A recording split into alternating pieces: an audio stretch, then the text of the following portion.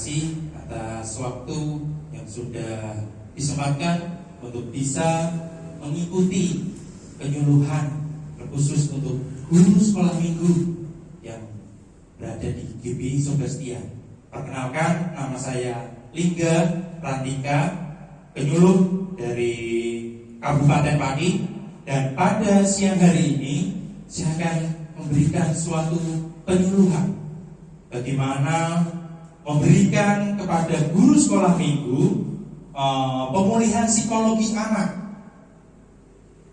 waktu semasa pandemi ini dan dampaknya pada saat ini, dan pada pemulihan psikologi anak terhadap sosial lingkungan setelah dampak COVID-19.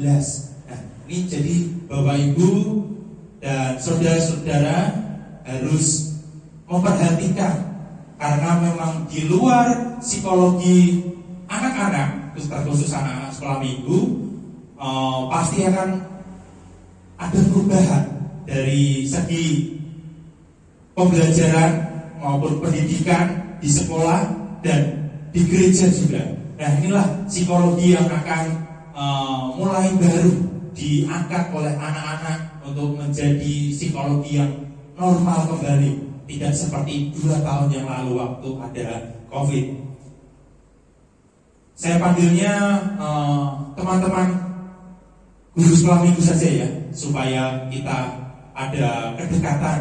Nah, di sini saya sebagai penyuluh memberikan suatu makna supaya di dalam gereja dari teman-teman guru sekolah minggu ini memberikan situasi yang dimana keadaan normal, keadaan yang tidak ada sangkut pautnya dengan hal yang namanya COVID-19. Nah, disinilah kita harus memulihkan sedikit demi sedikit untuk bisa memberikan psikologis yang baru untuk anak-anak. Kebijakan penerapan pembelajaran dari rumah untuk siswa dan work from home atau WFH pada saat itu untuk pendidik dengan sistem daring berdampak pada psikologi siswa, guru, kemudian bahasa, bahkan orang tua. Dampak psikologis ini lahir dari penyesuaian manusia terhadap kebiasaan hidup normal baru. Nah, ini dirasakan tidak pada anak-anak saja, akan tetapi dirasakan oleh guru sekolah minggu, guru pendidik di sekolah, dan yang paling utama orang tua pasti akan merasakan dampaknya itu. Nah, yang pertama, dampak psikologis terhadap guru sebagai pendidik. Nah, kita di lingkup gereja sebagai pendidik guru sekolah minggu, guru sebagai pendidik haruslah siap dalam waktu yang singkat untuk menguasai teknologi. Karena situasi pada saat itu kita harus menguasai teknologi, mau tidak mau. Karena kita tidak boleh meninggalkan anak-anak sekolah minggu untuk bisa dapat mendapatkan pengajaran dari lingkup gereja.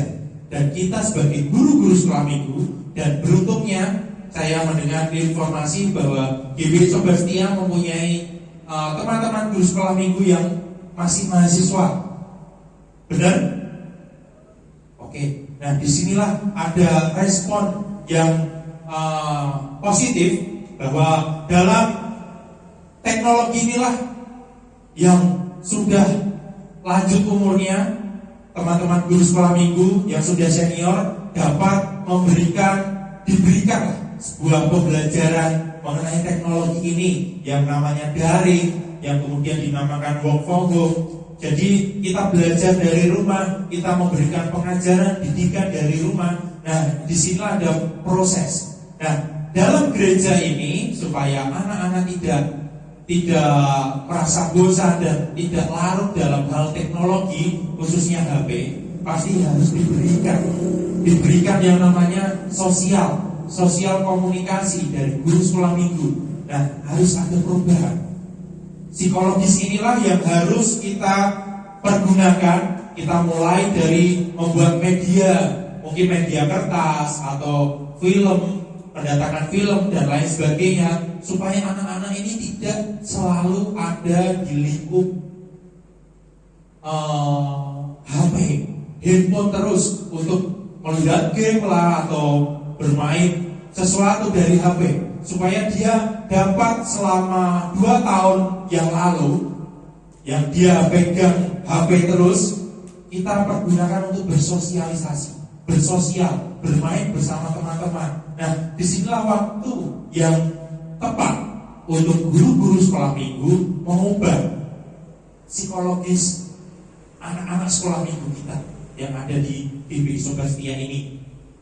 Berkenaan dengan pembelajaran daring yang online, yang mengharuskan guru menggunakan teknologi informasi, maka kegagapan ini akan menjadi kendala. Itu pasti merasakan ya, suatu hal yang gagap karena tiba-tiba harus diperhadapkan dengan teknologi yang selalu lancar dalam pengajaran sekolah minggu, tiba-tiba harus pakai HP daring supaya gereja ini memberikan bekal kerohanian kepada anak-anak sekolah minggu. Nah, dan mau tidak mau kita harus melakukan.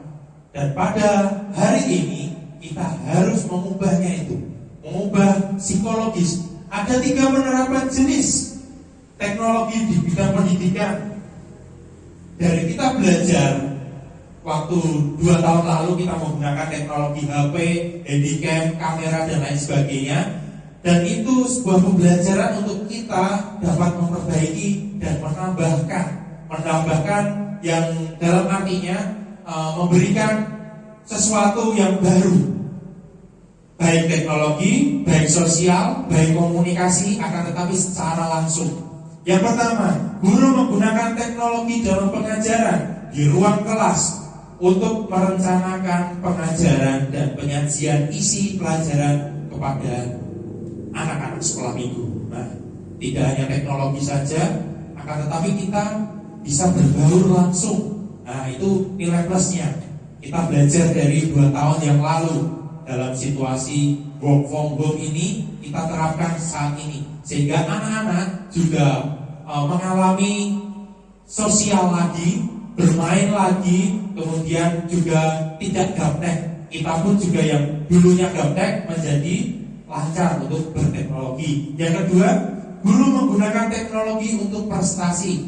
Nah, ini seperti saya memberikan penyuluhan ini adalah sama halnya dengan saya memberikan sebuah pembelajaran untuk guru-guru, teman-teman guru-guru sekolah minggu di GBI Sobat Setia. Yang ketiga, guru menggunakan teknologi untuk mengerjakan tugas administrasi seperti hal perbendaharaan. Pasti kan ada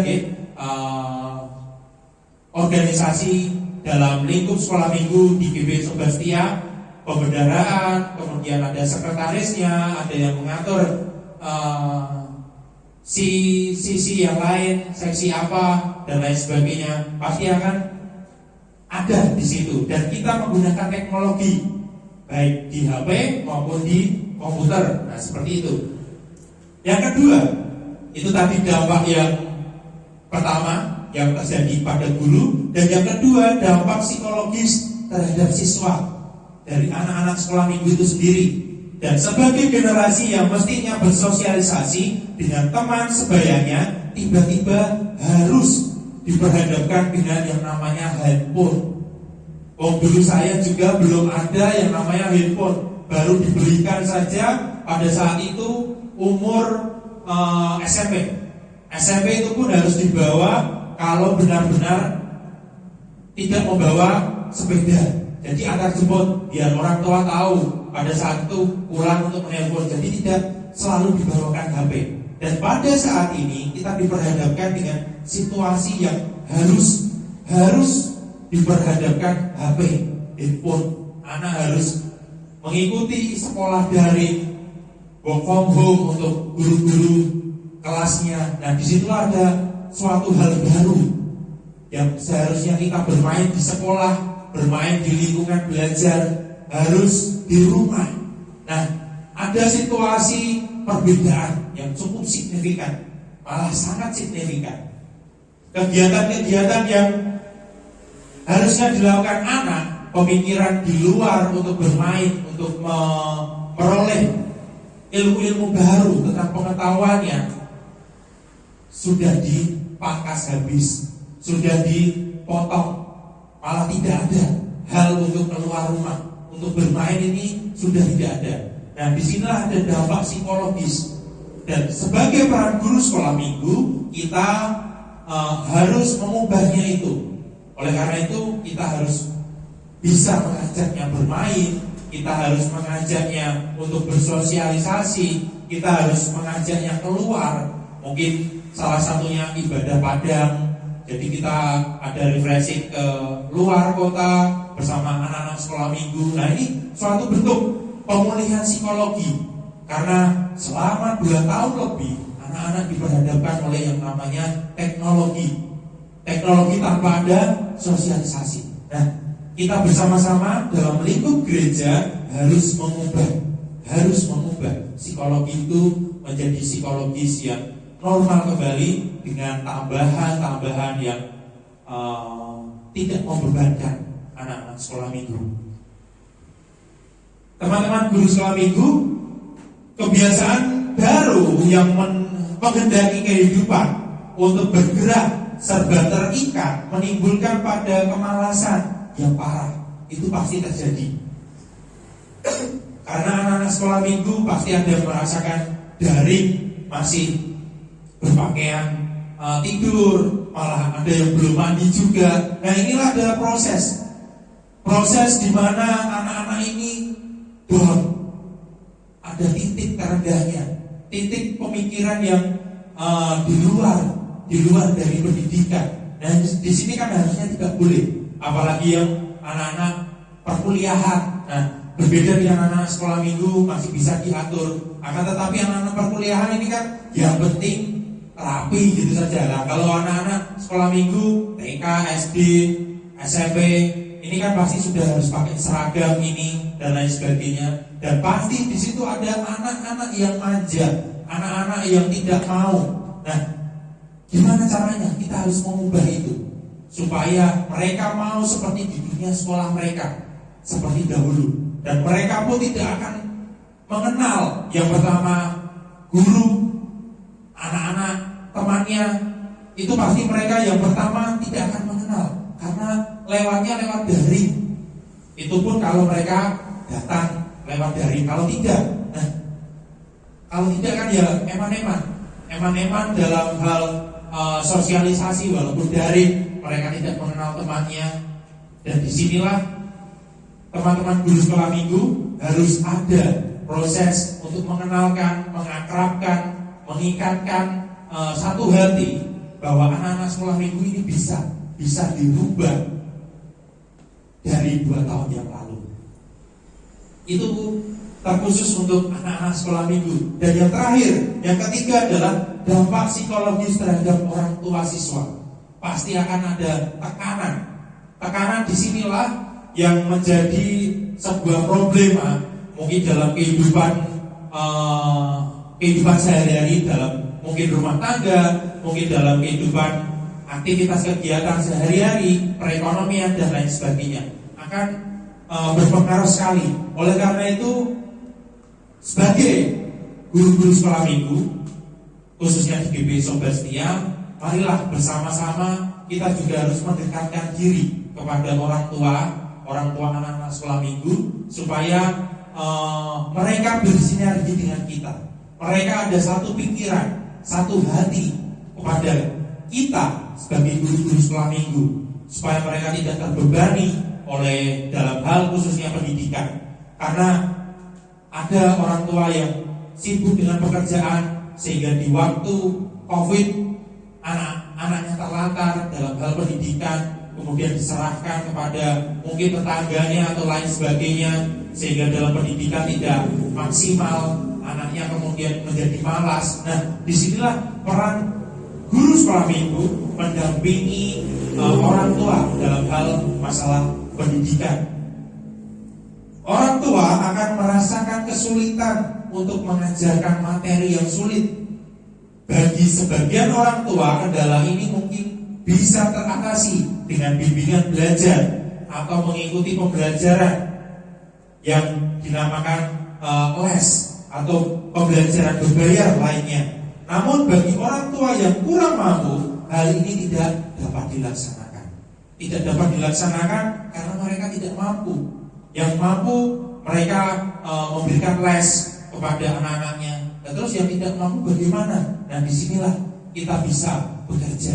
Kita bisa memerankan seorang guru sekolah minggu yang kita datang kepada orang tua, atau mungkin ada program dari guru sekolah minggu GBI Sobat Setia yang malah lebih baik dari penyuluhan saya pada hari ini.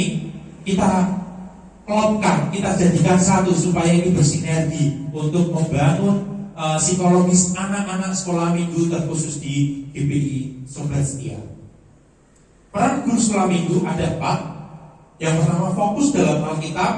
Yang kedua, mempunyai 3 peran: guru, teman, dan orang tua. Kita mempunyai 3 pribadi. Sebagai guru bisa, sebagai teman untuk anak-anak sekolah minggu bisa, sebagai orang tua untuk anak-anak sekolah minggu juga bisa. Nah, inilah karena kita berlandaskan iman Kristen. Kita bisa karena hikmat Tuhan. Oleh karena itu ada 3 peran ini yang harus kita lakukan. Dan yang ketiga, ikhlas. Ikhlas dalam menjalankan segala kegiatan yang ada di gereja. Kemudian yang keempat, berlandaskan iman Kristen. Ada 4 peran inilah yang harus disokong menjadi fondasi peran guru sekolah minggu terkhusus di GBI Sobat Setia. Amin.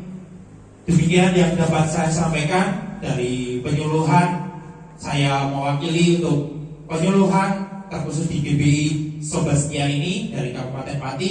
Semoga dapat memberikan hal baru, pembaruan untuk membangun psikologis anak sekolah minggu dari dampak COVID-19. Amin. Tuhan Yesus memberkati.